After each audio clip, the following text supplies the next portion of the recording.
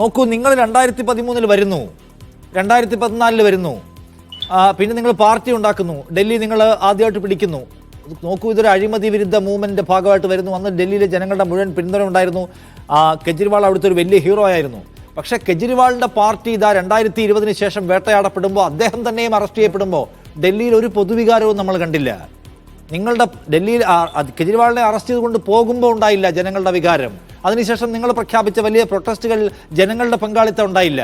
എന്ന് വെച്ചാൽ ജനങ്ങൾക്ക് അങ്ങനെ ഒരു വലിയ മമത ഈ റീസെന്റ് ഡേയ്സിൽ നിങ്ങളോട് ഫീൽ ചെയ്തിട്ടില്ല. അതിന്റെ തുടർച്ചയാണ് ഈ തെരഞ്ഞെടുപ്പിലെ പരാജയവും. അല്ലെങ്കിൽ നിങ്ങൾ പറയണമായിരുന്നു, അറസ്റ്റ് ചെയ്തപ്പോൾ ഉണ്ടായിട്ടുള്ള വലിയ ജനപിന്തുണ കണ്ടില്ലേ?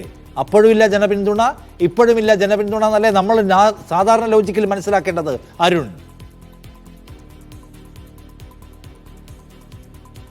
ഒരിക്കലുമല്ല, ജനപിന്തുണ ഇല്ല നമുക്ക് ഒരിക്കലും പറയാൻ കഴിയില്ല. കാരണം ഒരു തെറ്റിദ്ധരിക്കപ്പെട്ട ഒരു സമൂഹത്തിൻ്റെ മുന്നിലേക്കാണ് അരവിന്ദ് കെജ്രിവാൾ അറസ്റ്റ് ചെയ്തുകൊണ്ട് പോകുന്നത്. മനസ്സിലായില്ലേ? PMLA ആക്ട്, അവരുടെ BJPയുടെ സൗകര്യത്തിന് വേണ്ടി അവർ PMLA ആക്ട് അമെൻഡ് ചെയ്യുന്നു. ആ ആക്ടിൻ്റെ ബേസിസിൽ കുറ്റാരോപണം ഉന്നയിച്ച് അറസ്റ്റ് ചെയ്തുകൊണ്ട് പോകുന്നു, ജയിലിലിടുന്നു.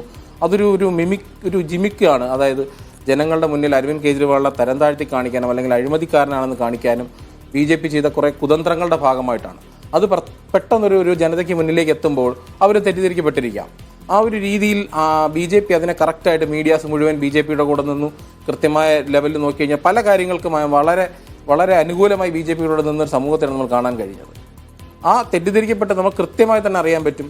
ഒരു മദ്യനയ അഴിമതി കേസ് അല്ലെങ്കിൽ അതിൽ ഒരു അഴിമതി വെച്ച് ഒരാൾ അറസ്റ്റ് ചെയ്ത് അകത്തിടണമെങ്കിൽ കൃത്യമായ തെളിവുകൾ വേണം.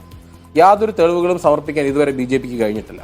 കോൺഗ്രസിനെ ഉപയോഗിച്ച് BJP കളിച്ചൊരു നാടകീയമായ കുറച്ച് രംഗങ്ങൾ മാത്രമാണ് ഈ മദ്യനയം. അല്ലെങ്കിൽ എന്തുകൊണ്ട് ഇപ്പോൾ അവർ പുറത്തു നിൽക്കുന്നു? കൃത്യമായ തെളിവുകളുണ്ടെങ്കിൽ അറസ്റ്റ് ചെയ്ത് അകത്തിടണ്ടേ? അതൊന്നും ചെയ്യാതെ വെറും ജിമിക്കുകൾ കാണിച്ച് ധാരാളം നേതാക്കളെ, ഒരു സംസ്ഥാനം ഭരിച്ചിരുന്ന മുഖ്യമന്ത്രിയാണ് പിടിച്ച് അകത്തിട്ടിരിക്കുന്നത്.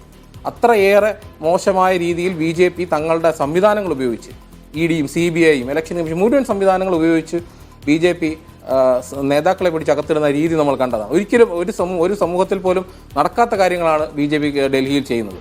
കാരണം ഇത്രയും വലിയൊരു രാഷ്ട്രീയ പാർട്ടിയായ BJPക്ക് തങ്ങൾ ഭരിച്ചുകൊണ്ട് തങ്ങളുടെ ഇന്ത്യയിൽ ക്യാപിറ്റലായ ഡൽഹി ഭരിക്കാൻ കഴിയുന്നതിലുള്ള ഫ്രസ്ട്രേഷൻ്റെ പുറത്ത് എന്തും ചെയ്യാൻ തയ്യാറായി നിൽക്കുന്ന ഒരു രാഷ്ട്രീയമാണ് നമ്മൾ കാണുന്നത്.